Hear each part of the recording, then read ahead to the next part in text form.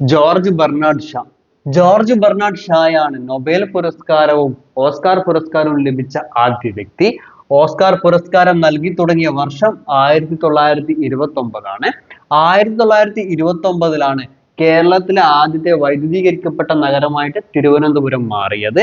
തിരുവനന്തപുരം ജില്ലയാണ് കേരളത്തിൽ ഏറ്റവും കുറവ് മഴ ലഭിക്കുന്ന ജില്ല. കേരളത്തിൽ ഏറ്റവും കൂടുതൽ മഴ ലഭിക്കുന്ന ജില്ല കോഴിക്കോടാണ്. കോഴിക്കോടിലാണ് ഇന്ത്യയിലെ ആദ്യത്തെ വനിതാ പോലീസ് സ്റ്റേഷൻ നിലവിൽ വന്നത്. ഇന്ത്യയിലെ ആദ്യ വനിതാ പോലീസ് സ്റ്റേഷൻ ഉദ്ഘാടനം ചെയ്തത് ഇന്ദിരാഗാന്ധിയാണ്. ഇന്ദിരാഗാന്ധിയാണ് ഷിംല കരാറിൽ ഒപ്പുവെച്ച പ്രധാനമന്ത്രി.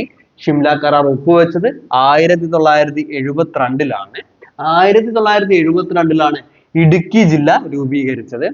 അങ്ങനെയെങ്കിൽ കുടിയേറ്റക്കാരുടെ ജില്ല എന്നറിയപ്പെടുന്ന ജില്ല ഏത്? ഉത്തരം അറിയാമെങ്കിൽ ഒന്ന് കമന്റ് ചെയ്യണേ. ഓക്കെ.